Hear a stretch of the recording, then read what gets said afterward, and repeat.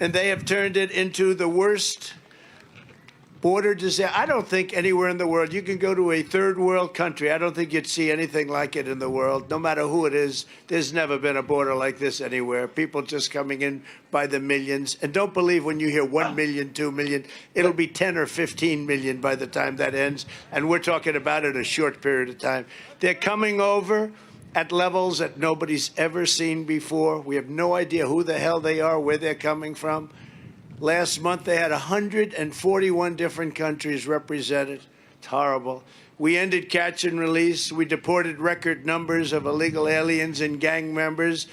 Tens of thousands of gang members we used to send out of this country. We would send them back to where they came from. Just a terrible thing.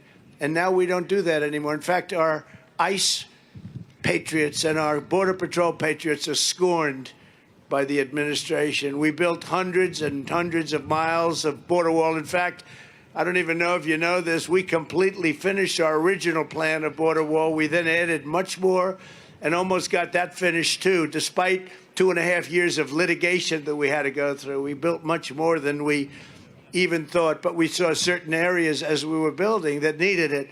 And we got that almost built. 3 weeks with it's all that it would have taken to finish a phase 2. The border wall was a great success and gave us record low immigration. Now the Biden administration doesn't know what to do, or do they know what to do? That's even scarier if they do know what to do and they're not doing it. I rebuilt our military, including our nuclear capacity and the creation of Space Force. 75 years, not since the Air Force. They gave $85 billion of our military away to the Taliban. You remember that? The press doesn't like talking about it. They don't mention it, including 700,000 machine guns, rifles, and other firearms. Think of what 700,000. I don't know if you know it. They're one of the biggest sellers of equipment now, guns, rifles, planes, munitions. One of the biggest anywhere in the world. They're selling the stuff that we stupidly left behind, as well as airplanes, helicopters, tanks, and 70,000 trucks. Does anybody here own a car place, or does anybody have a used car lot? 70,000 trucks. Many of them are armor-plated, very expensive, of course, millions and millions of dollars. And they gave it away for nothing, for no reason. They wanted to get out. They took the military out first. It's a horrible, think of what happened. They took the military out first. I was getting us safely out of Afghanistan. I'm the one that got us down to 2,000 soldiers. But we were going to keep Bagram, not because of Afghanistan, but because it's an hour away from where China makes its nuclear weapons. And we had it. Billions and billions of dollars were spent many years ago building it. And we walked out at the dead of night and did leave the dogs behind, by the way. They were left behind. We were getting out of that. We were going to get out with dignity and power and strength, and we weren't going to lose soldiers. We had 13 killed, many, many injured. Nobody even talks about the injured. No arms, no legs, blown to pieces. And just so sad to see. I think it was the lowest day in the history of our country, that time period, and the media barely talked about it. In the Middle East, we wanted to, and we did. We ended the endless wars. There were endless wars, but we made them ending and bringing our troops. We brought them back home. Biden turned Afghanistan into truly something that nobody ever thought possible. In fact, I think Putin, when he looked at that, he said, this is the time to go in, because in my watch, he wouldn't have done it. He would have never, ever done it. He saw the weakness. He saw the incompetence. None of this would have ever happened. 100%. Somebody said, are you sure? Well, we went through 4 years plus, if you think about it, plus a very long time where we were politicking, right? Nothing happened, 4 years, nothing, not even a question about it. And I spoke to him about it. He knew how I felt. He wouldn't have done it. It's a shame. On so many people being killed, the whole place is just a disaster. That whole mess, what a mess, and it should have never happened. On Tuesday, Biden's going to the Javelin factory. They build the Javelins. Remember the Javelins with tank busters? It's in a great state, Alabama. Boy, we won Alabama, too. We won Alabama so big. The same weapons that I supplied to Ukraine while the Obama-Biden administration, they supplied blankets. You remember the heat I took? I was supplying javelins, and they were saying it was good. He gave blankets, I gave javelins. And they were saying, like, oh, it's supposed to be good the other way. Well, it turned out that without the javelins, there wouldn't even be anything going. Remember this. I ended the pipeline. I supplied the javelins. And I got $430 billion more for NATO from these other countries that were delinquent. They weren't paying. And then I had to listen to these people up here, the fake news, say he's been so nice. He's been so nice to Russia. Russia. You know who didn't think I was nice to Russia? Putin. He said, you're killing me on the pipeline. The people of Alabama know what's going on. When he shows up on Tuesday, the people of Alabama know. We gave it. You know, they're always trying to take what we did and trying to say, gee, they did it. It's all misinformation. Their whole party is based on misinformation. Everything from Russia, Russia, Russia, that hoax, to the laptop from hell, to the impeachment hoax, #1, impeachment hoax, #2, the Mueller bullshit. It was all...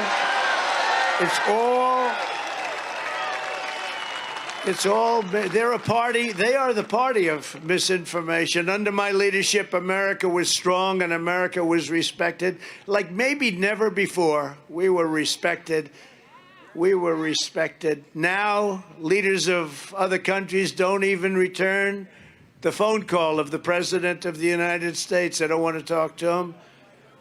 They want, in many cases, nothing to do with them other than to take advantage of us. Like, we're giving $33 billion. What's Europe giving? You know, Europe is very affected by what's going on over there. You know what they're giving? They're giving a lot of lip service by comparison, a lot of lip service. Under the Trump administration, we had the greatest economy in the history of the world. There was never an economy like we had pre-COVID, the China virus. And we had no inflation, and we would have kept it that way, because inflation was caused and started. Now it's a raging tiger, but it was caused and started by energy prices. You look at it. But now it's a raging tiger. Now you look at the food, you look at everything. Food is worse than energy. What has gone up? Anybody buy some bacon lately? You say, no, thank you, darling. They think it's a misprint. It's quadruple. They think it's a misprint. They look at the price. Oh, isn't that cute? They made a mistake. Somebody made a mistake, David. Biden created the worst inflation in much more than 40 years, and it's going a lot higher. Get used to it. It's costing families right now almost $6,000 a year. That's bigger than any tax increase that any government, any party, anybody could ever imagine proposing. Inflation is a disaster. First they said it was transitory. Now they say it's Putin's fault. It's Putin's fault. Let's blame Putin. Why the hell not? Right? It's Putin's fault. I gave you the largest tax cuts and tax reforms and regulatory reforms in history. The radical Democrats intend to impose the largest tax hike in the history of our country. If they get any of this stuff done, it'll be the largest tax increase in the history of our country. They're working feverishly to put them all back, all of those restrictions that we took off, including what you did and what I did for the farms and the farmers, where you couldn't even use your land, you couldn't even touch your land. If you had a little puddle in your land, they considered it a waterway.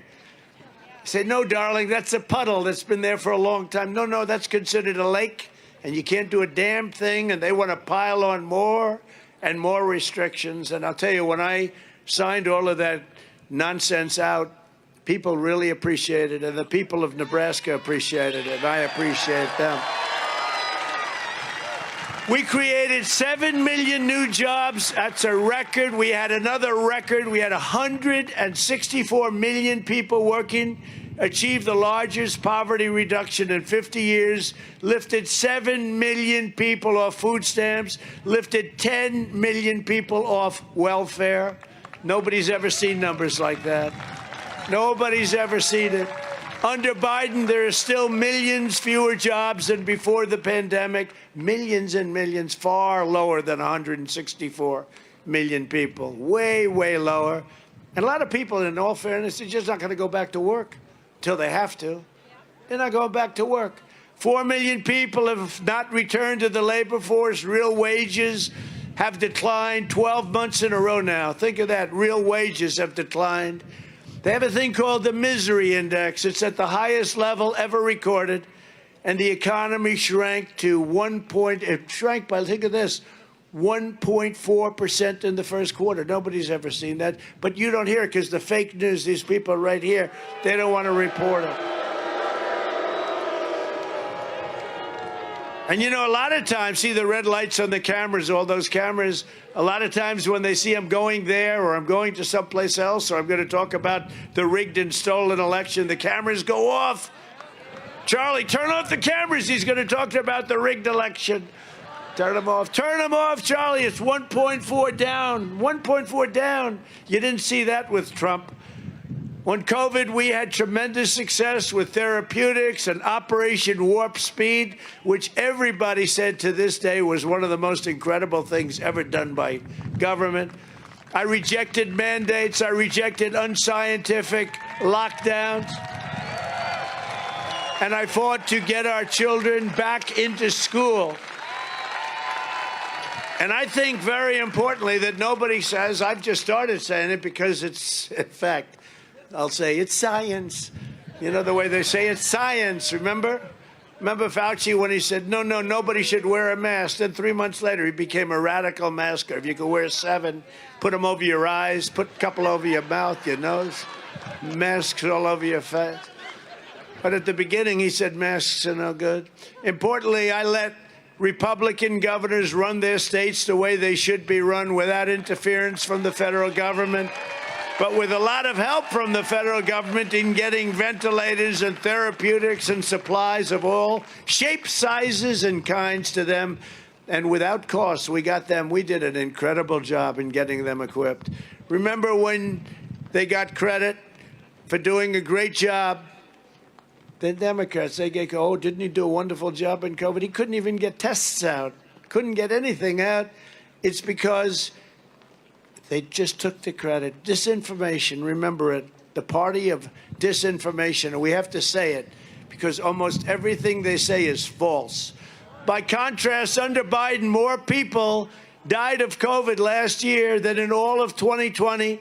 They failed on testing, they failed on therapeutics, and they imposed horrific mandates, punishing lockdowns and radical mask regulations. Now, you know, they always say, oh, didn't he do wonderful? Actually, they're not saying that too much. Even these guys don't get away. You know, didn't he do wonderful on COVID? I call it the China virus. Does anybody mind if I call it COVID, right? You know, in 1917, they had the Spanish flu. Nobody said, gee, don't call it the Spanish flu. There was a reason it was called. Well, it's a China virus, whether we like it or not. And I was also right about Wuhan, the labs in Wuhan. I think I was right about everything, she said. I think I was right about everything, right?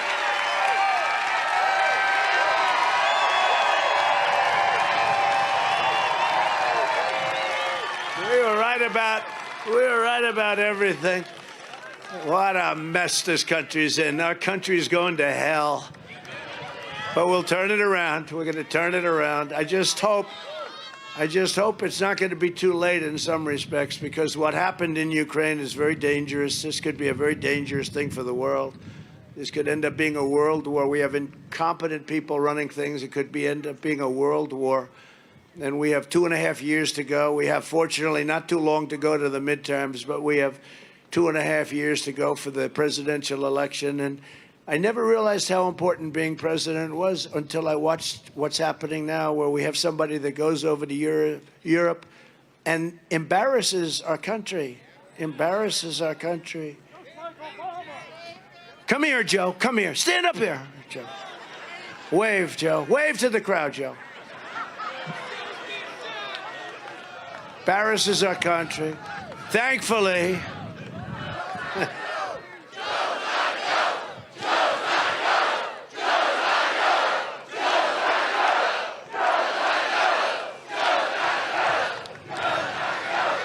Very dangerous period of time. Thankfully, a Trump-appointed judge recently struck down Biden's ridiculous mask mandates in a righteous victory for American freedom.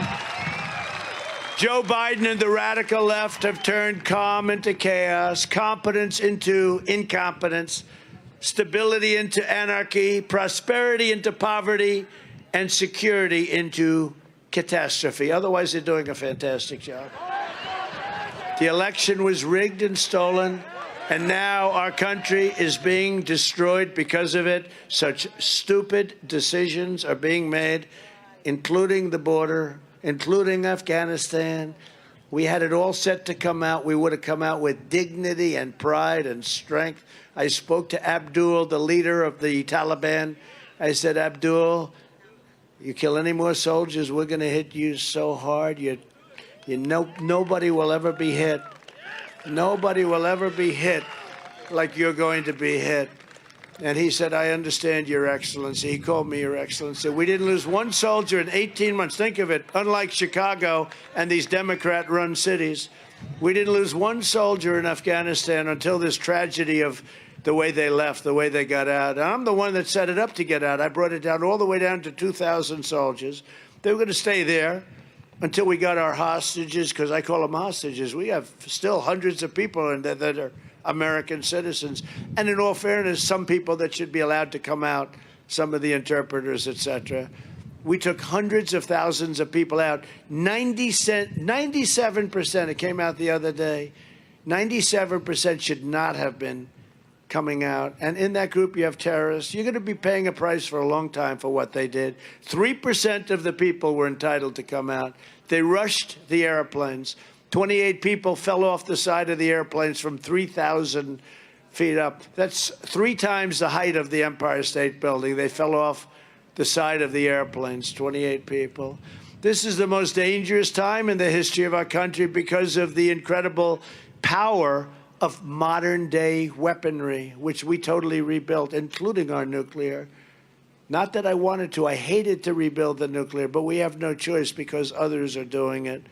Meanwhile, we have a president who has no idea what's happening, who is shaking hands with the air while Putin talks about nuclear weapons all the time. Nobody's ever talked about nuclear weapons. You're not supposed to talk about nuclear weapons. The N-word. I used the term, the N-word. They went crazy. He said the N-word. I said, yeah, the nuclear word. You don't talk about the nuclear word. You just don't talk about it. It's too devastating to talk about. He's throwing it around all the time because he doesn't respect our leadership. Just look at the video of Joe Biden attempting to speak last week, very tough, to Russia and Putin. Take a look at this. That will enhance our underlying effort to accommodate the Russian oligarchs and make sure we take their ill-begotten gains. We're going to accommodate them. We're going to seize their yachts, their luxury homes, and other ill-begotten gains of Putin's kleptocracy. Kleptocracy and the guys who are the kleptocracies. But these are bad guys.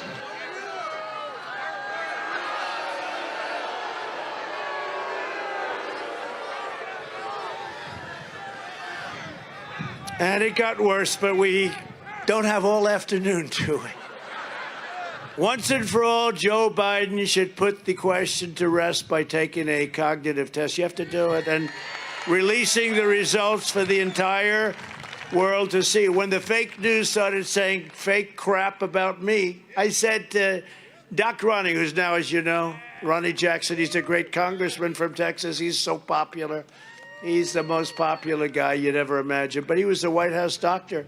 He was an admiral, a great admiral. He was a highly respected man. He was the doctor for Bush. He was for, he was for Bush and Obama, and he was for me. And I said, so who's the healthiest of the group? And Doc Ronnie said, oh, he likes me. He said, you are, sir. You're the perfect specimen. He said, I said, what about Obama? He's in good shape. Sir, you're the most healthy guy. I love Doc Ronnie. I love Doc Ronnie. But I said, what do you think about a cognitive test, Ronnie? He said, well, you know, the problem is, you know, you're dealing with Walter Reed. It's very public. and you have other doctors watching. And if you do badly, the word's going to get out, or we'll probably have to announce it. I said, how tough is this test, Ronnie? Because these people are calling me bad names. They're calling me stupid. They're stupid, Ronnie, and we got to end this bullshit. So I said, how long and how tough is the test? They said, well, the first questions are easy, but when you get to the middle of the test, they're very hard. And at the end of the test, a lot of people have no clue. They can't answer those questions. They're tough. It's a basically tough test. It gets easy, and then it goes up. And so what do you think, Ronnie? I said, I don't know. It depends. How do you do on this stuff? I said, okay, I do good. I do good. Smart guy? I'm actually real smart, Ronnie.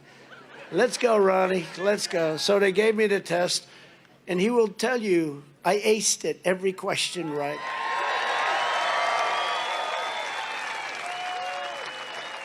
And one person said, I've never seen anybody ace it before. I said, I aced it. I aced it. And they got, it was really a good thing because they no longer called me stupid, They no longer call me stupid. Now they say, he's a dictator who wants to take over the world. They say all sorts of other, but they don't call me stupid anymore. But I think it's something that a presidential candidate or a president should take. You're representing, you see the damage caused right now by what's happening. And I think it's something that you should take. It's something you should take. And I support it wholeheartedly.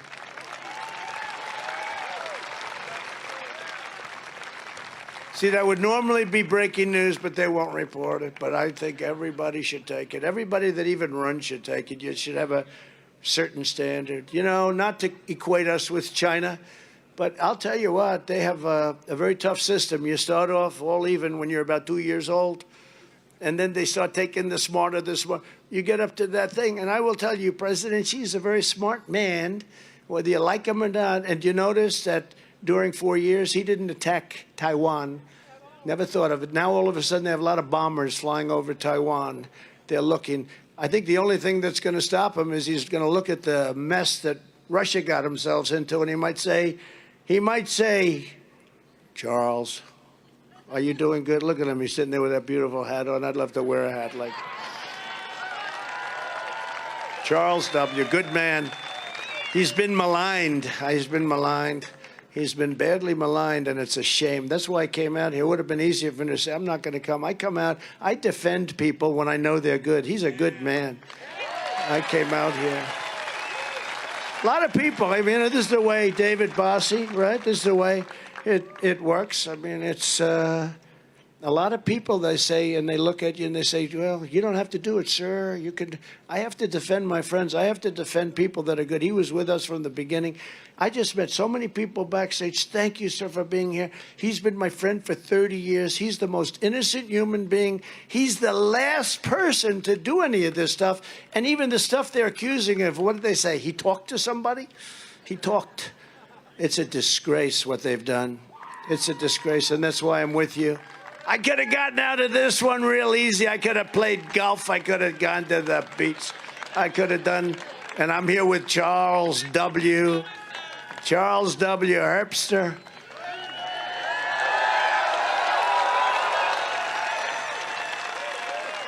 I said, Charles, are you sure I have to come? Please, sir, I'd like it to come. It's so unfair. And his friends called me. They said, I'd like you to come because it's so unfair. And we can't let this stuff happen. And by the time he clears himself, the election's over. They'll say, oh, it was right. Remember that whole thing with some very bad people when they were talking about the tax returns and they lose the election? And after the election, the guy said, well, we won the election, didn't we, even though it was totally made up. That was about a guy a rhino named Mitt Romney. Mitt Romney, a real beauty. He's a real beauty, that guy. But remember, they said all sorts of bad things about his taxes, and then he lost. He got his ass kicked, actually. He ran a horrible campaign. Remember the respect he had? He respected Obama so much. I said, why did you salute him? He was just all in for... It's tough when you're all in for somebody that you're running against. He was all in. But they lied about his taxes. They said horrible things about his taxes. And when they went to Harry Reid, I guess it was, right? They went to Harry Reid and they said, what do you think about? You said bad things. You lied about his taxes. He goes, we won, didn't we? That's the way they play the game, isn't it, my man? CPAC.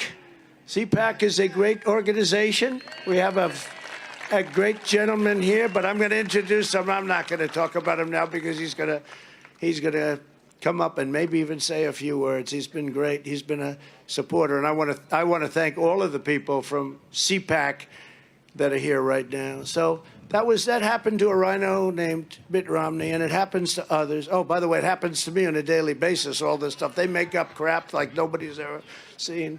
But you know what? It hasn't been so effective. I got more votes than anybody's ever gotten. Can you believe it? Any president, no president has ever gotten. With the support of all of the patriots here tonight, we saved our country once, and together we will save our country again. Is that right, Matt Schlapp? What do you think, Matt Schlapp? We're going to save our country again, Matt?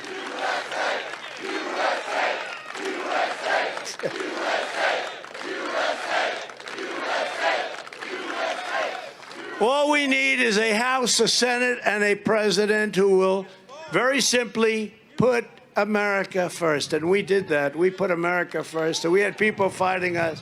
Remember when they first came in? We will not support America first. I said, you know what? Such a great name. Even if you don't support what we do, and that's what it is. It's America first. You don't say that. We're not going to support. Say, we don't support Trump. We don't support his policies. But you don't say, we will not support America first. I used to love it. They changed after about 1 week. They were getting hammered. I ran twice. I won twice and did much better the second time than I did the first. We got 12 million more votes than in 2016. And likewise, we got more votes. I just said it. I'll say it again and again and again than any president in the history of our country by far. And now we may have to do it again. We have to do it again. And Joe Biden didn't get votes. He got ballots. That's all he got. He got ballots. Where the hell did they come from? Where did all those ballots come from? By the millions and millions they poured in. What a hoax. The ultimate con, and they hate to talk about it. You know, they don't want to talk about it. And I want you to see David Bossi's Citizens United. They did an incredible documentary on $417 million. And coming out, I guess tomorrow or the next day is Dinesh, right? Dinesh D'Souza, a movie. But it's not about the movie. It's about Truth to Vote. They're coming out with their findings. These are thousands of patriots that went around the country viewing tape. You know, all those fake, I call them the unlock boxes, not the lock. They're unlock boxes because you unlock them. I wonder what they did when they were unlocked. But I call them the unlock boxes. They have tapes of all those boxes. And these incredible women, headed up by Catherine Engelbrecht, who's an incredible patriot. They went around and they looked at miles and miles of tape, film, tape, and they found millions and millions of phony votes. And you know what's going to happen? Maybe nothing. You know, maybe nothing. Isn't it sad? The fake news doesn't want to talk about it. They don't want to talk about anything bad for the Democrats. They don't want to talk. The biggest thing they don't want to talk about, though, is the election, because they know the result and they don't want it. It's too close. We're too close. We're not too close. We know the results, you know.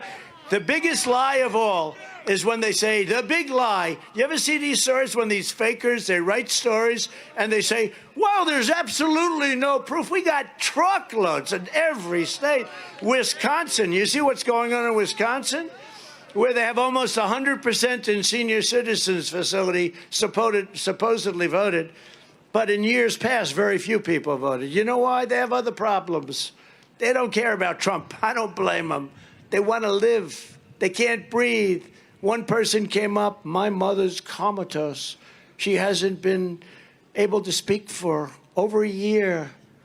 And they're saying she voted in the election. Honestly, she didn't care about the election. She has much bigger problems. But they had almost 100% of the people in Wisconsin voting. And they have a man, Justice Gableman, a very highly respected man. He's fantastic.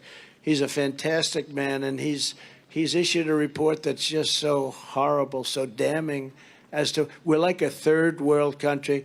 And we're third world with the press, too, because they're among the most dishonest people. Every sentence. I read something today in one of our main papers.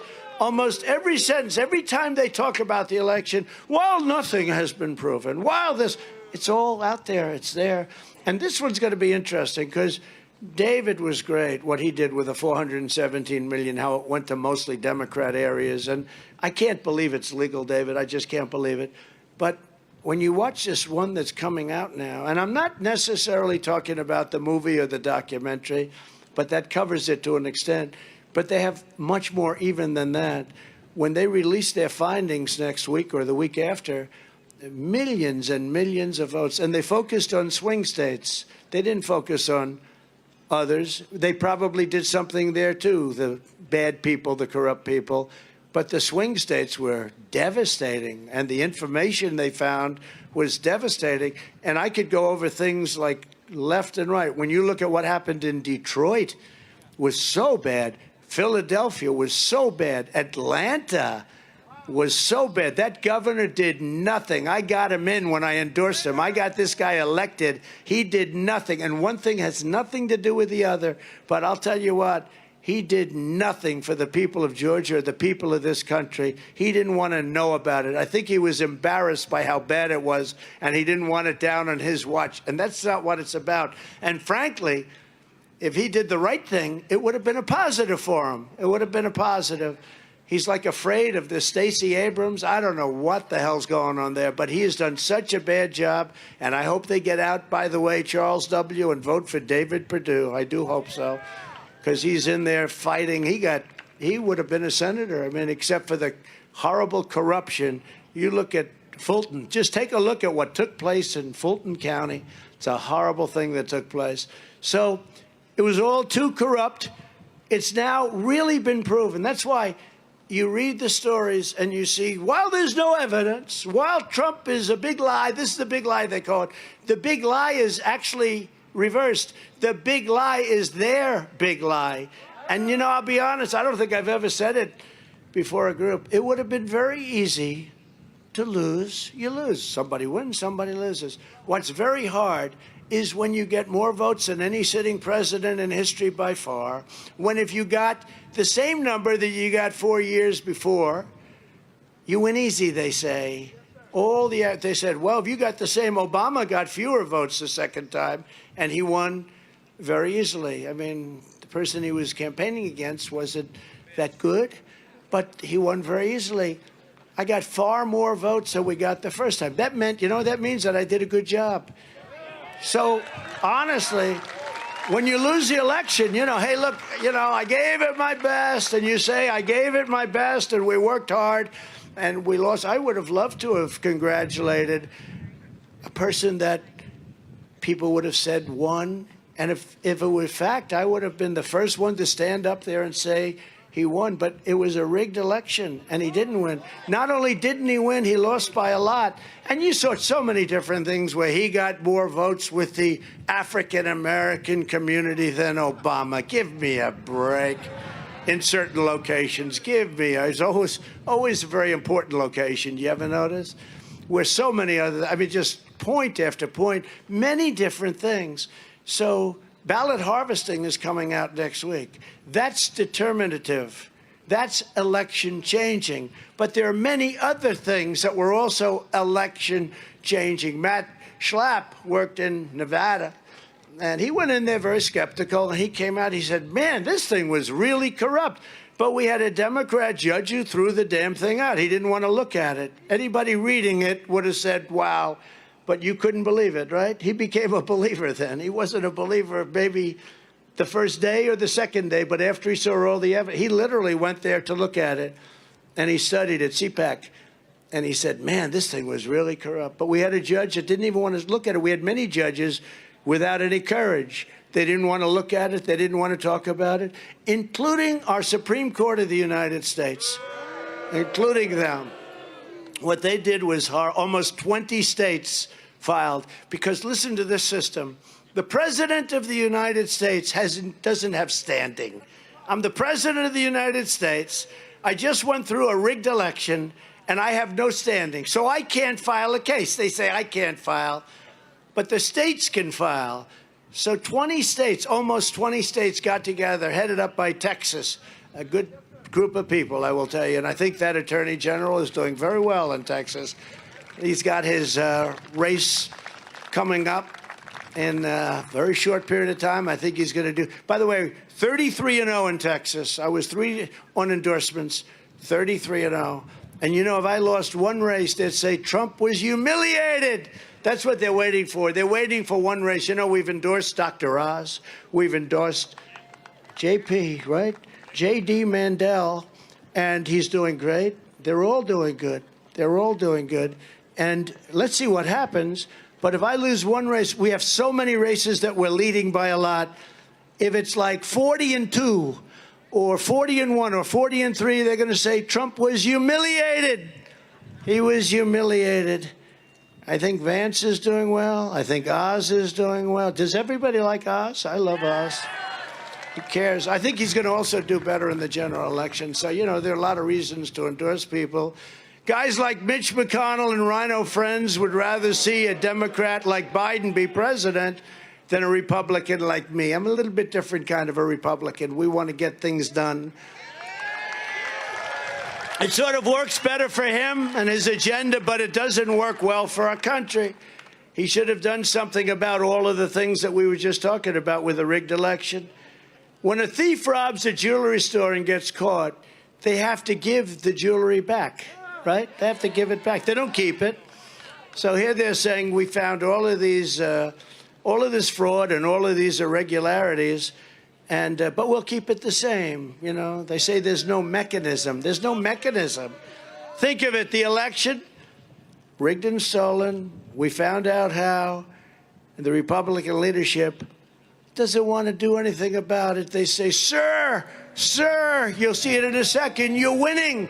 You're winning in a landslide for the next one. You're doing great. You're beating the Republicans by insurmountable numbers, and you're beating Joe Biden by a lot. Think to the future, sir. And I say that you never can think totally to the future until we solve the past, because if we don't solve the past, the same thing's going to happen again, right? I mean, that's the way I look at it. That's the way I look at it.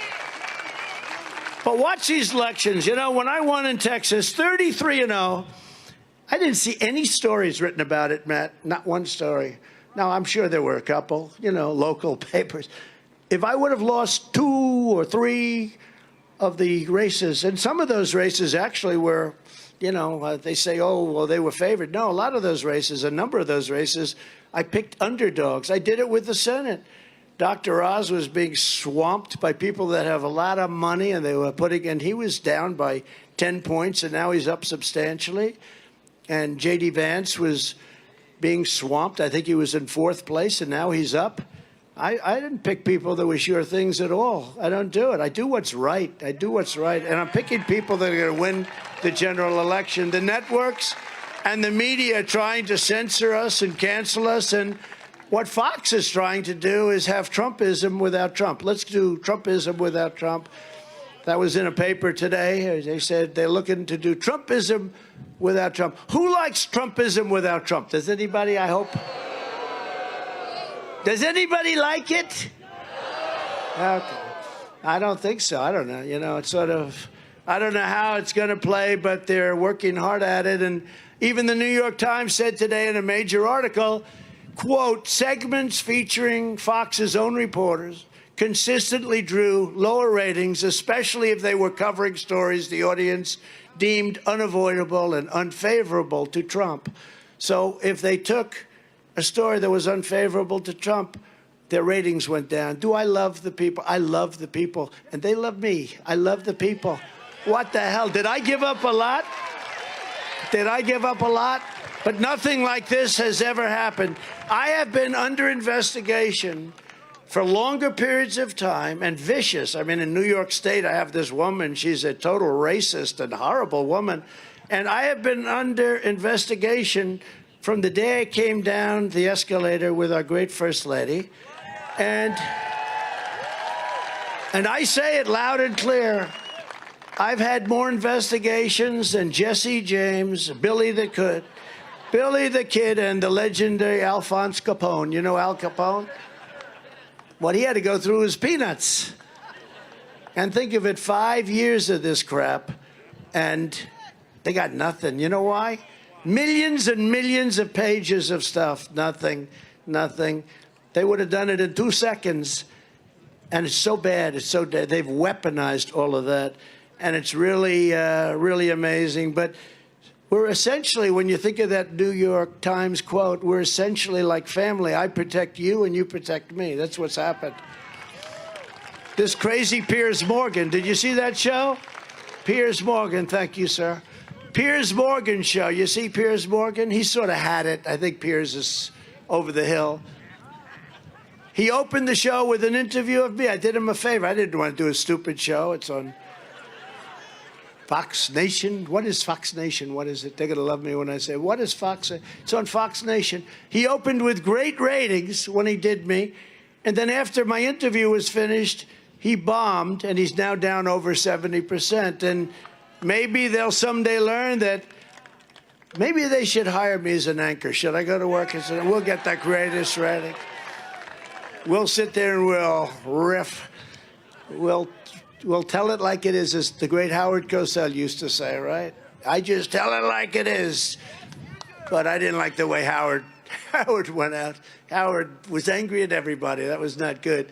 But the expression, tell it like it is, that's what we do. We'll get the highest ratings in history, and I'm going to attribute it all to you, if that would ever. Can you imagine? We're going to make Donald Trump the head of Deface the Nation. You know the show in the morning, Sunday morning? I call it Deface, Face the Nation, right? Or where they have Meet the Press. I say, meet the fake press. They're going to put me in charge of that. But we have some slides that just came out from a great, great pollster, one of the most respected pollsters anywhere in the country, John McLaughlin. He's a real pollster. He's not somebody that in different states says, Trump is down by 15 points and you're actually winning. I said, why do you do that? Like in Wisconsin, ABC News, Washington Post, they said I was down 17 points. And the fact is, I won the state, and I won it last time. They said, Trump is down by 19 points, and I actually won the state. This time, I did better, but they stole it. That's the nursing home story, and many other stories. But I said to John, John, why do they say so much? Why don't they just say he's down 5 points, 6 points? They lose credibility. He said, no, they're not looking. They don't care about credibility.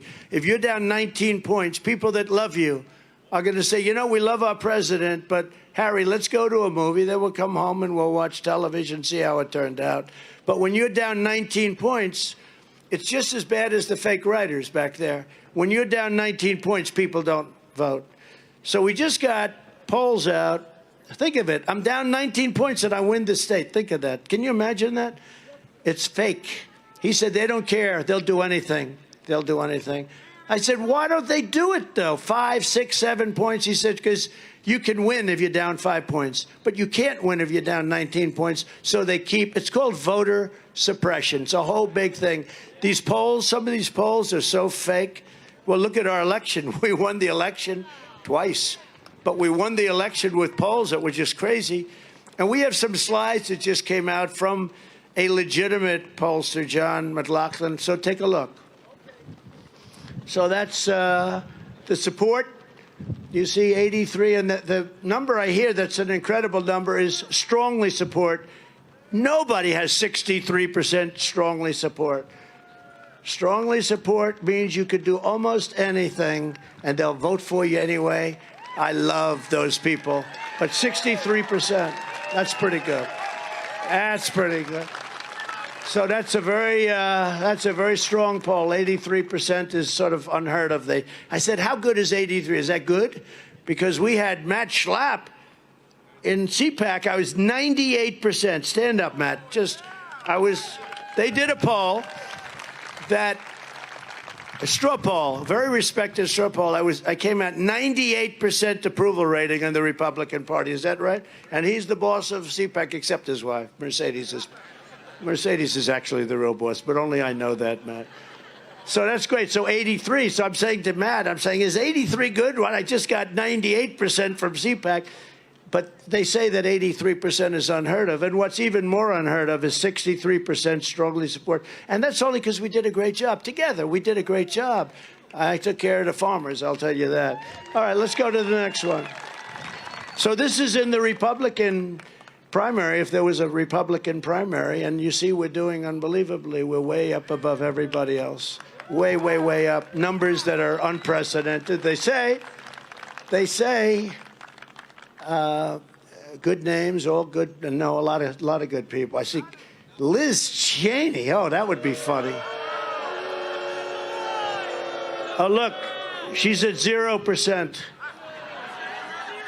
She had 1 month where she's at 1, but generally she's Liz Cheney. Oh, that would be a dream. I hope that happens because she's losing so badly in Wyoming. You know, Wyoming was my #1 state. I hate to say it, Nebraska, they even topped you guys. But Wyoming, and it turns out that Liz Cheney happens to be from Wyoming, and she's registering. I think, David, she's at a record low number, right? So we should be able to get rid of her. She's horrible. She's sick.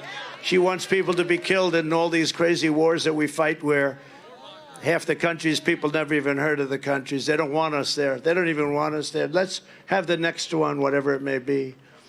So now, if you take a look, wow, that's fantastic. Trump, definitely, 37. Look at that. So how the hell does he have 43? I say the poll is inaccurate. I say it's an accurate poll. So that's against Joe Biden, the man you just saw on tape. He gets 43%. Somebody said I'm winning. Somebody said I was up 19 points. I said, how come 19? Well, how does he get all those votes? But we're up by a lot. And what's the next one? Harris. Oh, Kamala. We're only up 10 points on her. Then we had other people. They put, I think, crooked Hillary Clinton in one poll. She didn't do too well. Crooked Hillary. Do you see all the fake stuff that's coming out now? I have to say, John Durham is putting out a lot of very powerful stuff. It's very important for our country.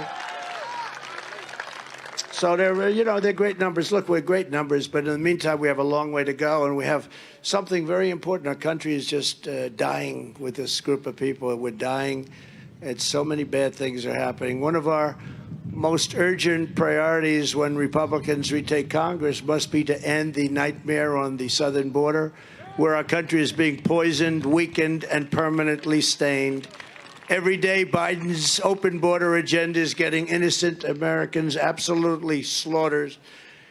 Just weeks ago, an illegal alien was charged with savagely murdering a married couple in the prime of their life for no reason whatsoever. They were riding their bikes near their home in Daytona Beach, Florida.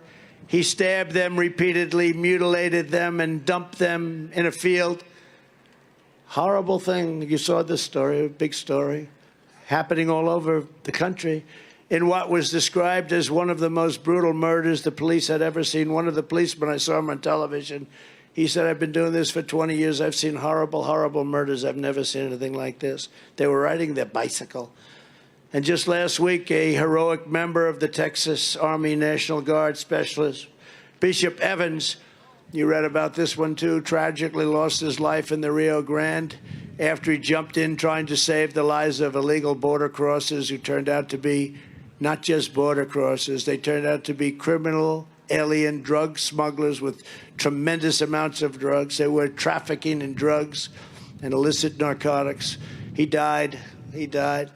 The Biden administration's complete abolition of America's border is a crime against the citizens of our nation. It's a crime against humanity. Under the defund the police mantra, our Democrat-run cities are also being ravaged by the scourge of violent crime. Never forget, the radical left wants you to be locked in your home and take away your freedoms while they set loose dangerous criminals all over our country without bail and release repeat offenders without charges, destroying your country, your family, and destroying your life. The greatest threat to public health in our cities is not COVID. It's the Democrats' weak on crime agenda and policies. Record-setting crime is taking place with shootings and stabbings far more than COVID.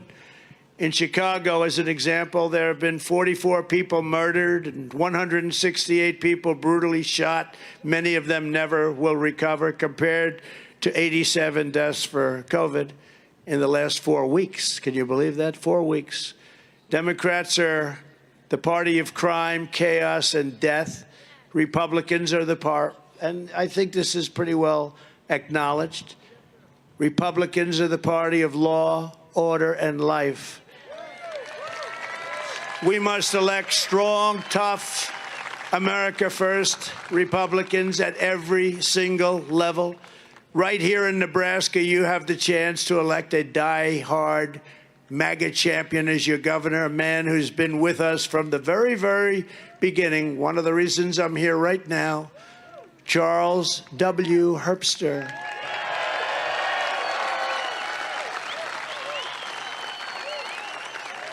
I first got to know Charles when he was one of my earliest supporters and made him the chair of my Agriculture Advisory Committee of 2016. I'll tell you, he did a great job.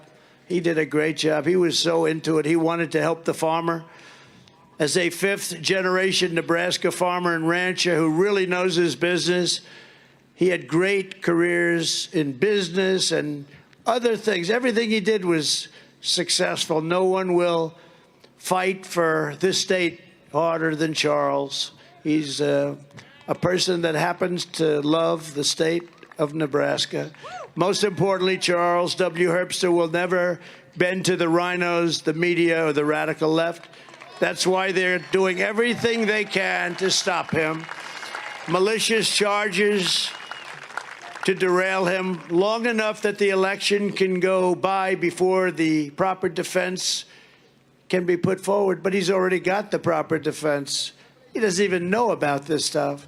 That's the proper defense. Charles is a fine man, and he's innocent of these despicable charges.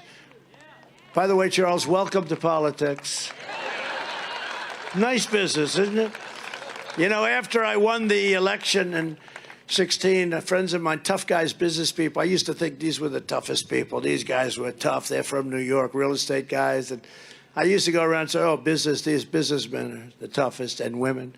And I said, oh, no. Then they asked me about 2 years when they had all the different hoaxes that came up, Russia, Russia, Russia. Turned out to be a fake story. Think of it.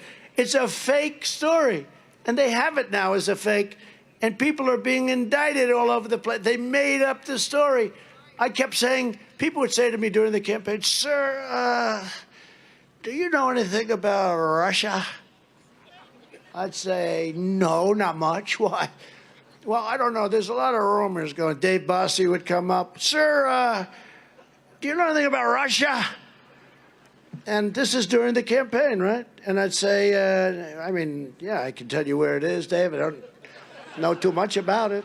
You know, I thought it was just an innocent question. But after you get asked a question like 7 times, and young people would come up, Matt Schlepp called me, asked me a question. Sir, what do you know about Russia? I'm saying, what the hell is going on with Russia?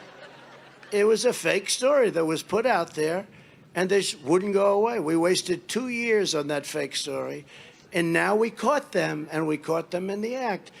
And they should pay a price for that. It's a terrible thing. Your state is very poorly represented by a grandstanding, little-respected senator called Little Ben Sass. He's bad news. Who's an embarrassment to the people of Nebraska. He's a total embarrassment. This guy started off, this Little Ben Sass, he's a lightweight. He started off so nasty to me. I won the presidency, and I met with the 52 at the time senators, and everybody was nice. I helped McConnell get elected. Without me, McConnell would have lost, by the way. And I helped numerous of them get elected. But this little Ben Sass asked me a question. What do you know about the military? I said, what do I know about it? Just got elected president. It's a nasty question. He's saying this in front of 52 Republicans, David. You never even heard that. I've never told this, I don't think. But this little wise guy, well, what do you know about this? What do you know about health care? You've never done it before. I just got elected president. I said, who is that little guy back there? I said, I never saw him before. They said, his name is Ben Sass. Ben Sass, he's from Nebraska. I said, he's a fresh son of a bitch, isn't he, though? Oh, he's like grilling me. I said, you're a nasty guy. You know that, right? Well, I'm just saying, and then he was very bad for a year. Then all of a sudden, the people started to speak. He saw he was going down the tubes. So Lindsey Graham, Ted Cruz, and some others came over, and they said, he'd love to meet you. Would you be willing to meet him? I said, I really don't want to meet him. I mean, but anyway, he came over to the White House. He was groveling, because you were letting him know that he was not long for this world. And he apologized, and he could not have been nicer for 2 years, okay? And then it came time to endorse, and I didn't really want to endorse him because that first year was horrible with that little wise guy. And he was like a gnat, you know? Get him off. Get him off my ass. But he was fine. He was fine, and he was okay. And so Lindsey and Ted Cruz came over, and some others were talking. Would you endorse him? Would you endorse him? He's going to be good. Would you endorse him? He was begging for the endorsement. And, you know, the head of your Republican Party is not a fan of this guy. And he called me. He said, after the fact, he said, I wish you would have told us you couldn't stand this guy. We would have run somebody against him. We would have won. I said, well, I wish I would have done that. And frankly, I wish I would have done it to Mitch McConnell also, because we would have won in Kentucky. But we didn't. So they treat you nice, and then you give him an endorsement, and then he won. And the day after he won, remember this? He came out. Trump should not have removed troops from Germany. We had 54,000 troops in Germany. They're delinquent on their payments to NATO. They're paying half what they should be paying. We're defending them. They screw us on cars. I mean, when was the last time they sold a Chevrolet? I asked Angela. When was the last time, to the best of your knowledge, Angela, when was the last time you sold a Chevrolet in Munich? When was the last time in Berlin we sold a Ford? Well, I don't know. I can tell you it didn't happen for many years, unless it's in a museum, maybe a museum from many years ago. And yet they sell Mercedes-Benz, and BMW, and Volkswagen by the millions and millions. They don't take our farm product, Europe. You know, Europe is not much better than China was on trade. So I went down and I said, you know, we have 54,000 soldiers over in Germany. That's a lot of soldiers. That's like a city. And they make a fortune because the soldiers get paid and they go out and they buy in the stores and they do all this stuff. And they didn't treat us right. They haven't treated us. They've been very bad on trade. So I said, we're going to remove 25,000 soldiers from Germany. And, you know, just remove 25. And Angela went crazy because, you know, economically it's very good for Germany. And I did that. And then Ben Sass comes the day after the election, and he starts criticizing me and removing soldiers from Germany. And, you know, Germany's going to be just fine. They're going to be just fine. But I'll never forget it. The guy wins his election, and then he hits me. So little Ben Sass is bad news. Another one that I think is bad news is your guy Don Bacon. I think he's bad news. And I hope you vote like hell against that guy. He's bad news. He's always chirping in the background, never constructive. Just another wise guy like little Ben Sass. And I wish I would have known your Republican chairman. He was very good. He was great. He said, you know, if you would have told us. I said, no, you should have told me. I wish you told me. I said, did you have anybody? He said, no, but we would have had somebody, and they would have beaten Ben Sass. With Don Bacon, I think it would have been the same. Actually, you have a gentleman running. I think he's here, right? Right? You know, I was taking pictures backstage, and he's a nice guy. Steve Keel, he's a nice guy. Now, I don't know Steve. Where's Steve Keel? Well, hi, Steve. How are you? No, he gave me his nice card. He's a beautiful wife, wonderful wife. She loves him so much. She's like, tears are coming down her eyes. He loves Nebraska. He loves Nebraska. Steve Keel It's pronounced Keel, but it's spelled Kuehl. How the hell did you get Keel out of that one, right? But he's just a really nice guy, and I just met him, and, I have no idea how he's going to do. Bacon's been there for a long time, but he's not good, so I'm not endorsing one way or the other. I know nothing, but I've heard great things that Steve is a high-quality guy who loves the estate. I think Bacon's a bad guy, he's a bad guy, but I wish him all well, and I think Steve will probably do a lot better than people would anticipate, and I hear he's working very hard. So good luck. Good luck, Steve, whoever the hell you are. Okay? And now his wife is happy. I wanted to make her stop crying. I wanted to stand up, wife. I wanted to make her stop crying, and now she's happy as hell. That's good.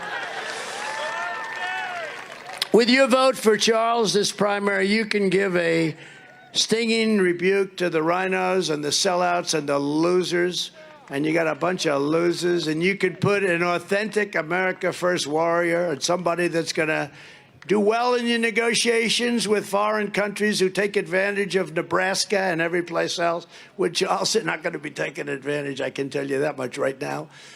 He may be actually too aggressive. If you don't like him being too aggressive, you probably shouldn't vote for him. But he's being too aggressive for you. Remember that.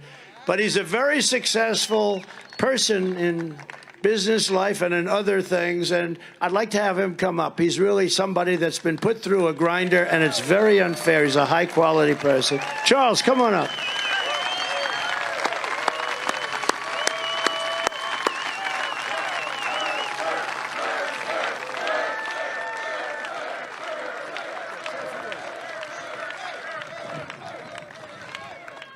I stood at Trump Tower on June 16th of 2015 when Donald J. Trump and Melania Trump came down the escalator, and I said to my wife, Judy, you have just met the next president of the United States of America.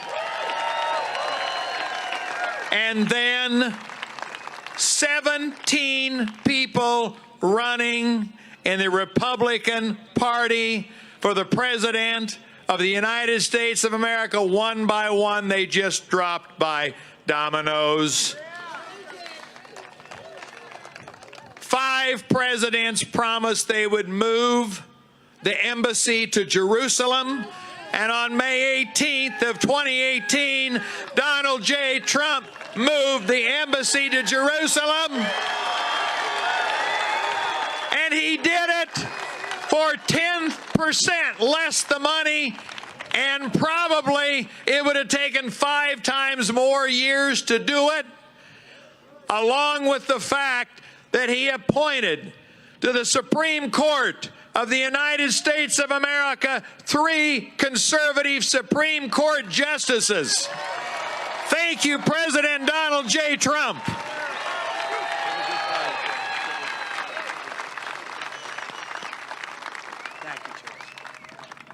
Thank you, Charles. That's pretty good for a businessman, right? You just hear that? That's pretty good, Charles. So, early voting is already underway, and the primary, as you know, is on May 10th.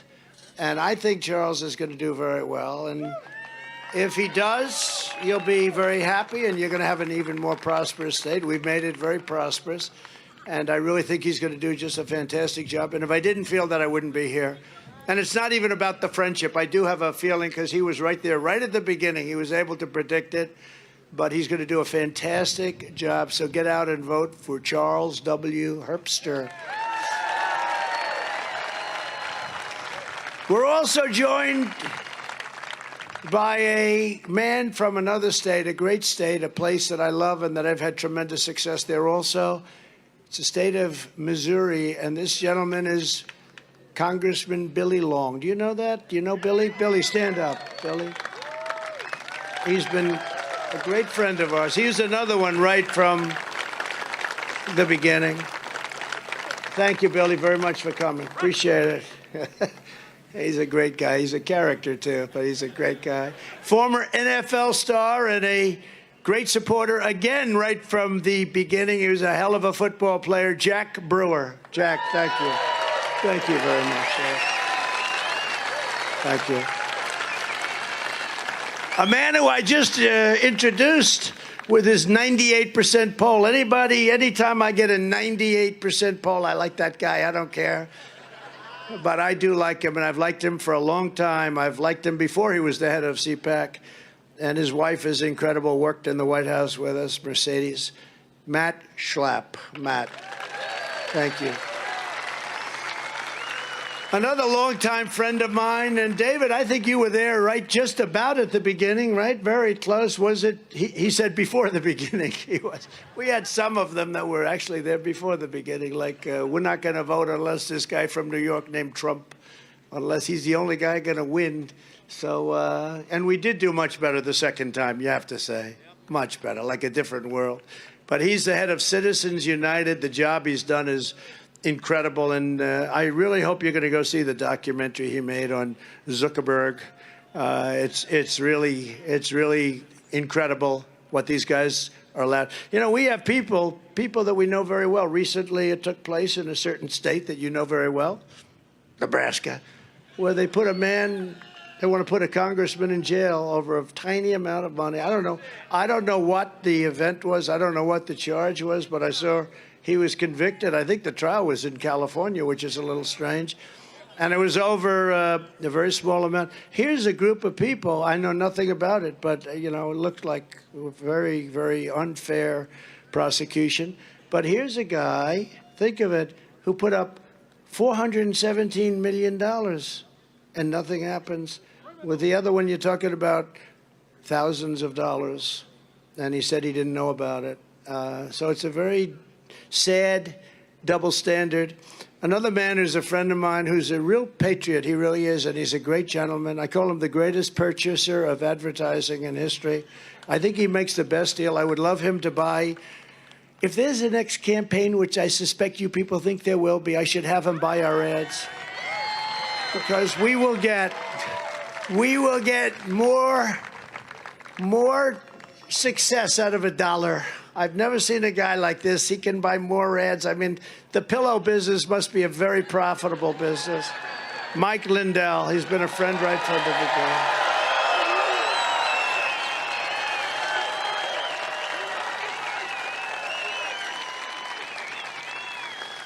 Those commercials going, they're the longest commercials. Mike, cut them down a little. Cut them down. I don't know how the hell he buys so much, but boy, he's a good negotiator, and he's a man that knows and understands the election very well and what took place. He's a patriot.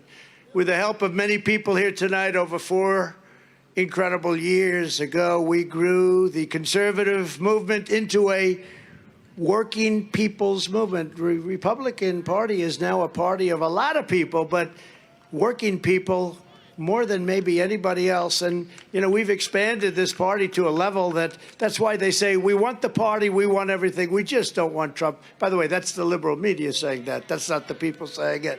That's what we call it Trumpism without Trump. And we're never going back. Our movement must continue to pursue a populist and nationalistic. We want Trump! We want Trump! We want Trump! We want Trump! We want Trump! We want Trump!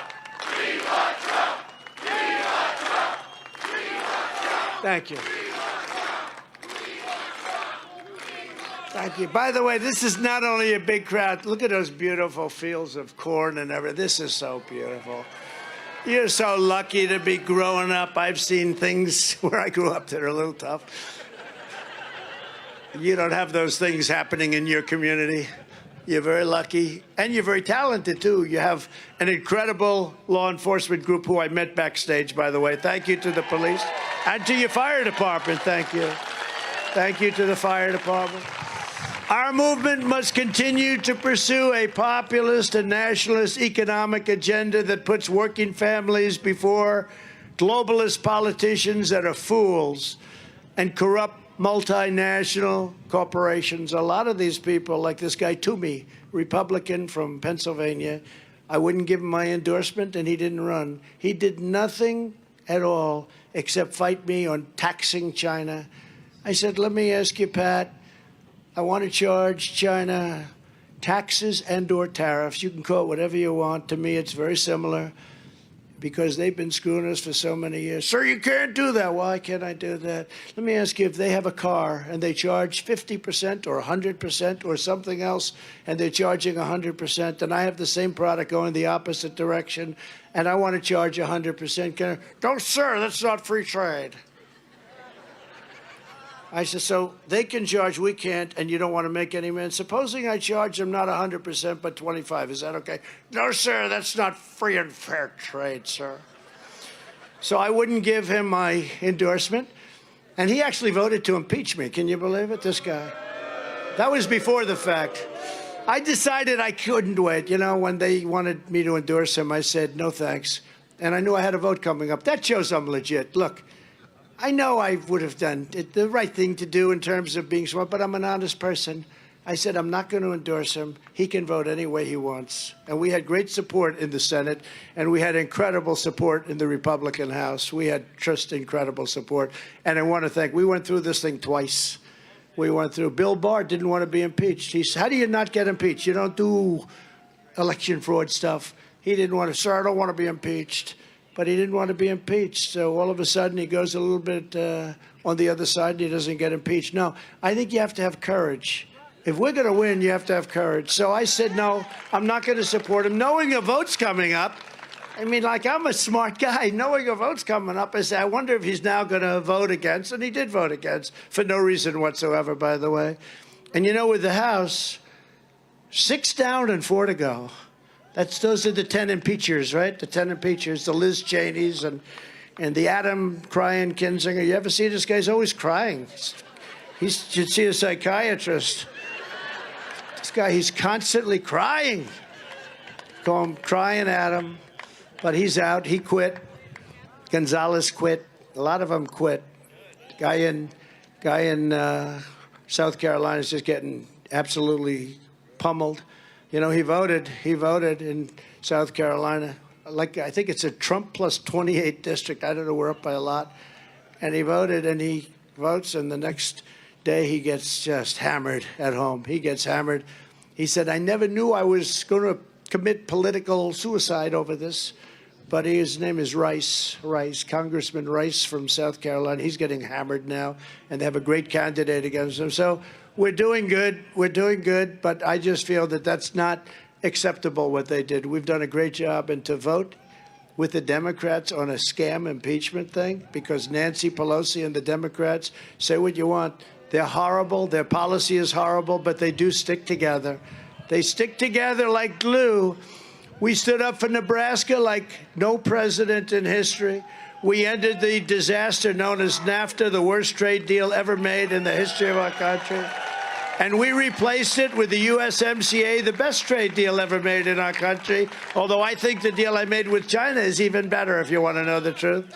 But China now, and they were adhering to it, but now they're not adhering to it so much anymore because I left and they don't give a damn about this administration. But we made a great deal. We made both great deals. In fact, be careful, because they want to renegotiate the USMCA, Mexico and China. They want to renegotiate. You've probably been reading. They say the deal's not fair. Isn't it nice that finally we have a deal where another country is saying it's not fair, okay? Because none of these deals, we made the worst deals I've ever seen. So the USMCA, don't renegotiate. Biden, don't renegotiate. We stood up to China like no one has ever stood up to them, taking in billions and billions of dollars in taxes and tariffs. And we gave, of the billions and billions and billions we took in money, we gave $28 billion to the farmers. You know that, right? Because I said, let me ask you, I was with a very good Secretary Perdue. I was with a very good man. I said, what was the most money that China purchased from us prior to them going on like a strike? They didn't want to do business. And he said 28. It was, I guess it was 14 and 14 or 12 and 16. $28 billion. I said, that's okay. When the money starts pouring in, I'm giving $28 billion to the farmers, and I gave you $28 billion. And I see that beautiful John Deere tractor back there.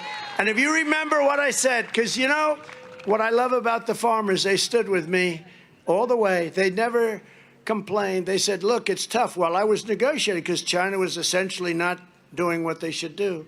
And they were boycotting, and they weren't buying anything. They thought they were going to force me out, that I'd lose the farm support. And it was just the opposite. The farmers stood with me. I don't know if you know about this, David. They stood with me. I was in the White House, and we had 35 farmers come in. I said, I'm going to get you so much money. I'm going to take care of you in so many different ways, including from China. And we're going to do some subsidy to the farmers. And 3 of them looked at me, sir, we don't want subsidy. We just want a level playing field. I said, you got to be kidding me. That's the first time I've ever heard anyone say that. Everyone wants to they just want freebies. The only one that ever said that to me were the farmers. We don't want subsidies. Just give us a level playing field.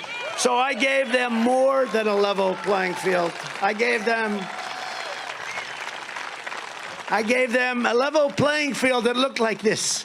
It was a glide scope, but they were incredible. I've never forgotten that statement, because usually when they come in, they all want money. They want something, whatever it is, every group, they want money.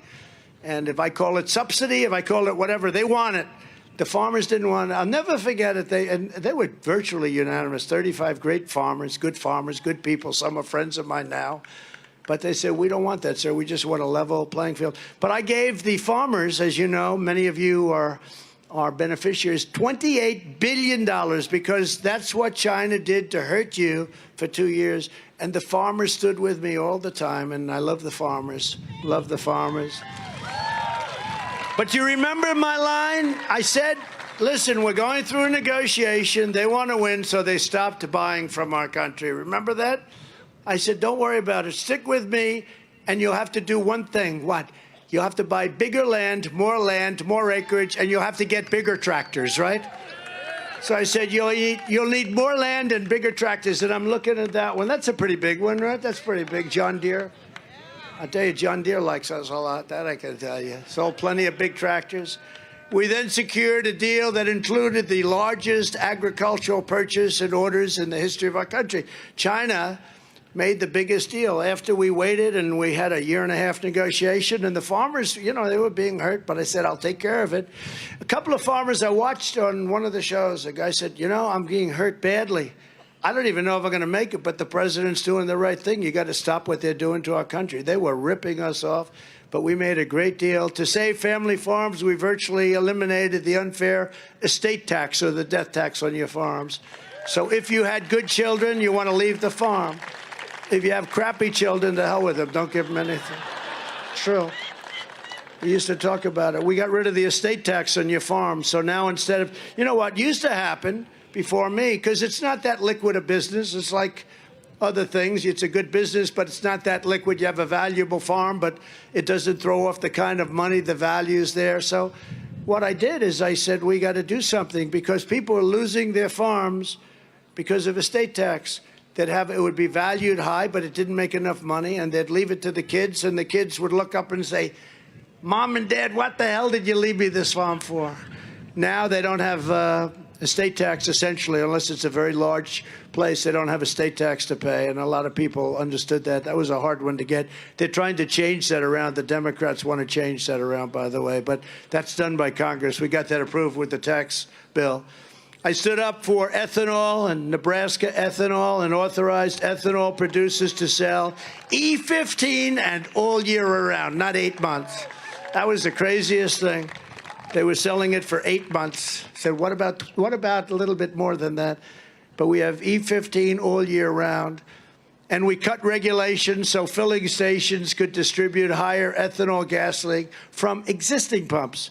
You remember what? It was going to cost so much money to change the pumps. They had to get brand new pumps. I said, what's the difference? There is none, sir. So why are they doing this? I don't know. I think it's called torture. And we let them use the existing pumps, and that's all been done.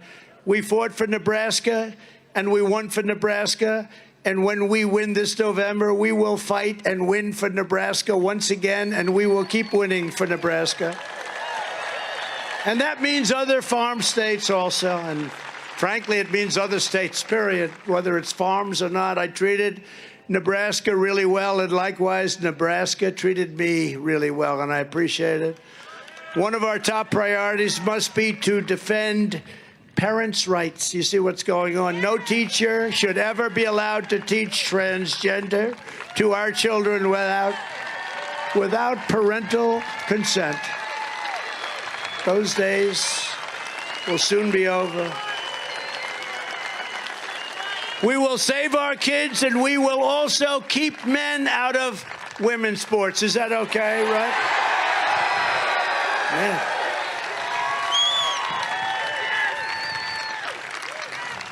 I feel so sorry. The women, you know, they had a record, a swimming record. You know this, a record that lasted for 11 years.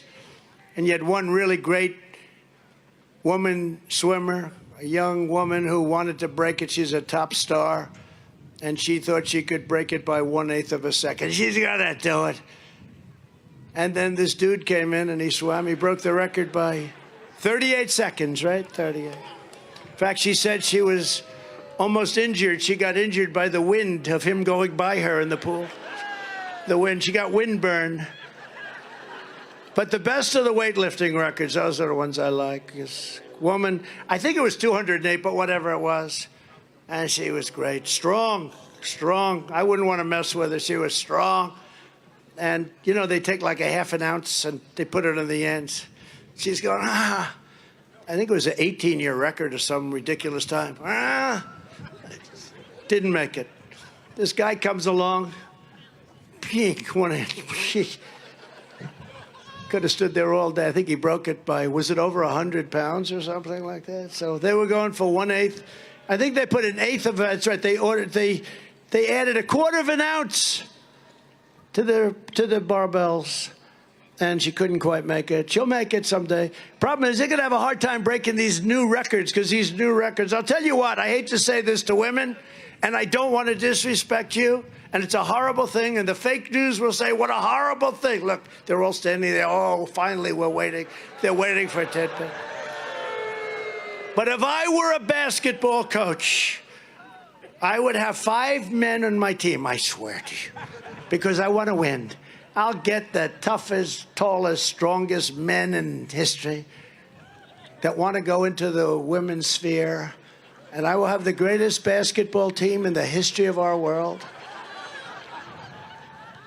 I'll say to LeBron James, who I don't like very much, I'll say, LeBron,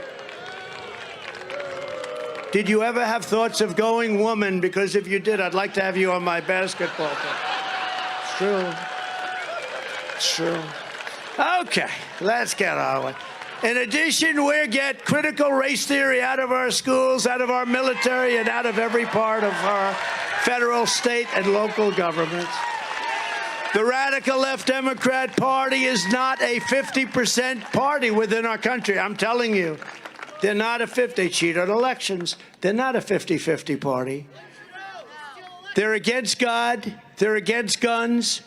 They're against oil. They're against law enforcement. Defund the police. How stupid is that? They're against voter ID. Even Democrats vote 87% for voter ID. They're against the Constitution, and they're against our founding fathers. That's not a 50% party. The only way they win is to cheat. I believe this. Now, some people can dispute it. They cheat in the elections, and they cheat now like never before. And these ballots, these paper ballots that are being sent out by the millions and millions, you'll never, ever be able to control it. Whether it's postmen or women, and, you know, both ways, whether it's postmen, and they tend to be very Democrat. They tend to be. That's the way it is, for whatever reason. They tend to be very Democrat. Or any other ways. And the ballot harvesting, which is totally illegal, what they do with ballot harvesting. And I said this before the election, and we saw it in New York. They had some small elections in New York where they had mail-in ballots, and they still don't know what the hell happened. And that was a small congressional election. They had an election in New Jersey, a ballot election, before the presidential election. And to this day, they have no idea what the hell happened. But, you know, you take California. I think we do much better in California. You know, they all say that you lose automatically by millions of votes. I don't believe that. I went to California, did just one rally because I was told don't go to California. I never saw a crowd like that. This crowd was massive, massive. They sent out millions and millions and millions of ballots. Many people got 2, 3, 4, 5. The highest I heard was 9. But they got many, many ballots. I don't believe California is not a winnable state. I think if you had a fair election, I think it's a very winnable state. I think we have a lot of winnable states. I don't think they'd win at all if we had fair elections. That's why one of the highest priorities for Congress will be to crack down on the left wing. These are Republicans that want to do it. Guys like Jim Jordan, who's fantastic, and others. Jim Banks. We've got a lot of great people in Congress. Think of it. For the impeachment hoax number 1, I think it was 196 to nothing. They stuck together. It's just a hoax. But we have some great people. But they want to crack down on left-wing censorship and restore free speech in America. And those people back there are a big problem because they're so corrupt. The press is corrupt. Go out and sign up now, by the way, for Truth. Did you see Truth? Truth Social. Which is #1 on the Apple App Store. Can you believe that? For 6 days now, ahead of TikTok, ahead of Facebook, ahead of all of them. Can you imagine this? I do this thing, and it's great. It's really good. The people love it. They love the interaction. They love what's going on. Truth Social. Go out and sign up because that's going to be our voice. Last week, the Biden administration announced they're creating a so-called Disinformation Governing Board at the Department of Homeland Security, run by a highly partisan left-wing lunatic who tried to convince people that the Russia hoax was true and that the Hunter Biden laptop information was put out by Russia, which he knew was false. Disinformation. That's what they do, disinformation. And if, just like they do the big lie, while it's the big lie, while there's no proof, while the president is a bad person, and what they're doing on January 6th is horrible. It's horrible what they're doing there. What they're doing, that's disinformation, too, at the highest level. And yet nothing happens to Antifa, to Black Lives Matter. They kill people. They burn down courthouses, federal courthouses. Nothing happens. It's like we have 2 different countries. It's so unfair. The Democrat Party's brazen, desperate attempts at censorship prove how cowardly they actually are. They are very concerned with MAGA, that I can tell you, and probably they should be. When Republicans take back Congress, the first thing they will do is defund this ridiculous propaganda board, fire the left-wing censors, and terminate their outrageous violations of our First Amendment rights. By the way, if the radical left does not want you to speak, why would anyone think they would want you to vote? They don't want to have you speak. They don't want to have you vote. Or if they do vote, they want to do something with your vote. How about the people? You know, a lot of Republicans want to vote on Election Day, right? How about many women, many men, but many women would walk in I'm here to vote. I'm so proud. They're so proud. They don't want to vote by fake ballot. They want to go in and vote.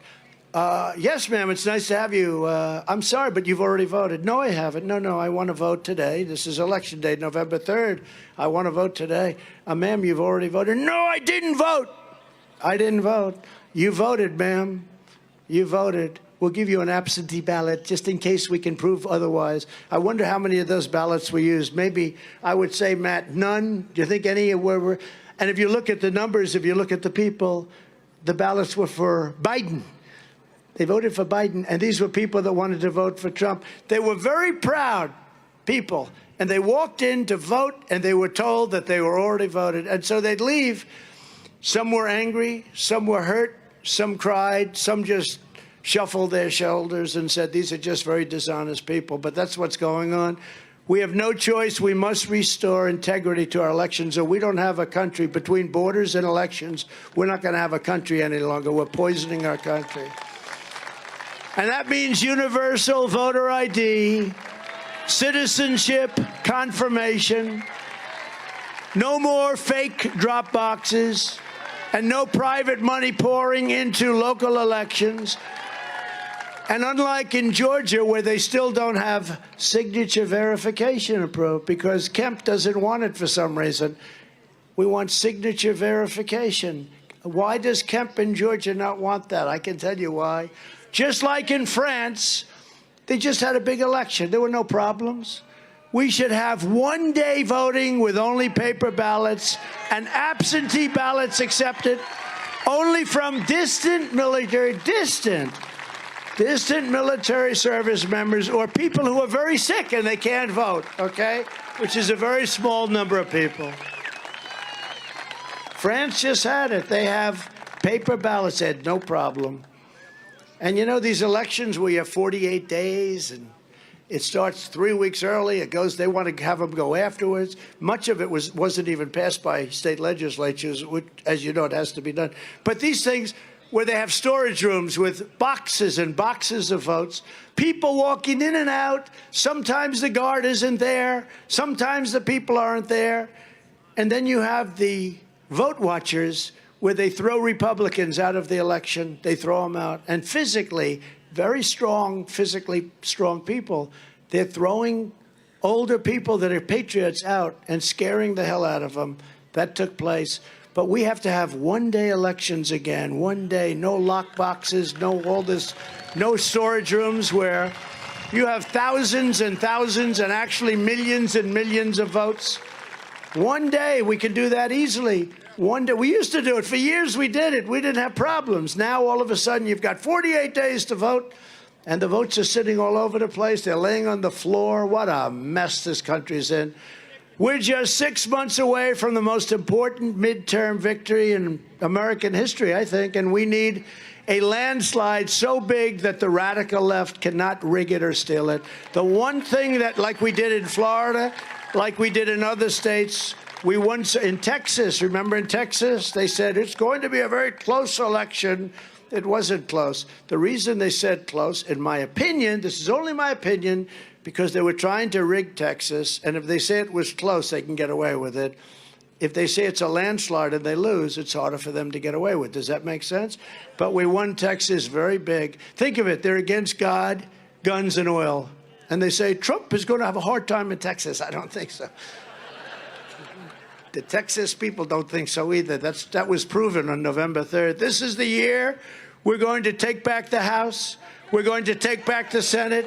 We're going to take back America, Charles. And in 2024, most importantly, we are going to take back that beautiful, beautiful house. It's so beautiful. It's called the White House. But before we do anything, we have to put Charles W. Herbster in the governor's mansion. So get your friends, get your family, get everyone you know, and get the hell out to vote for Charles. He will never let you down. With a Republican Congress, we will fight for more jobs for the American family, fair trade for American workers, and more American factories forging more products stamped with that very beautiful phrase. You know what that is? Made in the USA. Thank you. Thank you. We will shut down Biden's border disaster, reinstitute our strong Remain in Mexico policy. How about that? It wasn't easy to get. You know how I got it? I said, if you don't give it to us, we're going to put tariffs on your cars coming in. They stole 32% of our car-making business over many years. Not over my years, but over many years. I said, if you don't agree to remain in Mexico, then we're going to charge you tariffs on all those cars that you send us. And they said, we would love to have everybody remain in Mexico, sir. That would be a wonderful thing. Be a wonderful honor to have all of these gang members stay in Mexico. We think it's great. We will reimpose Title 42, which they're ending. It's the most incredible thing. Strengthen the patriots of ICE and Border Patrol. We will again end catch and release. We will end chain migration, a disaster. We will end the visa lottery. These are things that we did or largely did. We'd never had a better border. We had the strongest border in the history of our country. And that included human trafficking, mostly women, by the way, I have to tell you. Yeah, a lot of children, but mostly it was women. They had the human trafficking women, and we had the drug numbers down to the lowest point they've been in decades, and now they're the highest and the worst numbers because you just drive in. Nobody's there. We have no idea who they are. They can have drugs. They can have children. They can have women. They just drive into our country. It's horrible. We'll quickly finish the remainder of the wall that we started because, again, I told you, we finished the wall, but we decided to do more. 3 weeks it would be finished, and Biden should do it, but it sounds like they are not. I thought it was impossible that they wouldn't do that. They wouldn't even let Texas use the pieces that were sitting there ready to be installed, and they said, you can't do it. They took it away, and they moved it to an area that's miles away. We will stop the Democrat crime wave. We will give our police the power they need and the respect they deserve, and we will not take legal protection away from them. They want to take legal protection away from the police so that everybody, every time a policeman, a policewoman, anybody gives a parking ticket and they get sued, they have to defend themselves. Can you believe that?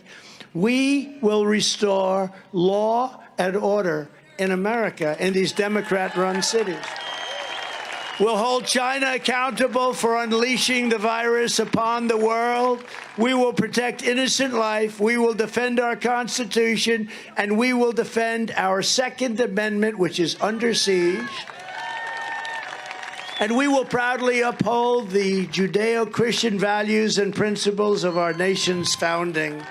We will restore patriotic education to our schools, and we will teach our children to love their country, honor their history, and always respect our great American flag.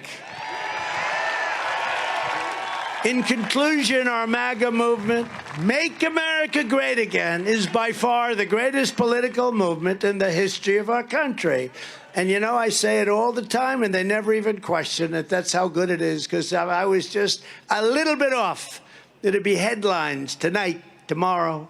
Together, we're standing up against some of the most menacing forces, entrenched interests, and vicious opponents our people have ever seen, despite great outside dangers. And we do have outside dangers. What's happening with Russia and Ukraine is a tremendous outside danger. Our biggest threat remains the sick, sinister, and evil people from within our country. They're a bigger threat than the outside threat. But no matter how big or powerful these corrupt, radical politicians may be, you must never forget this nation does not belong to them. This nation belongs to you. This is your home, this is your heritage, and our American liberty is your God-given right. They're not going to take it away. From Lincoln to Omaha, from Norfolk to Hastings, and from Grand Island to right here in Greenwood, you inherit the legacy of generations of great Nebraska patriots. It's a great state, they're great people. You built America, who gave their blood, sweat, and tears for their country that they love so much.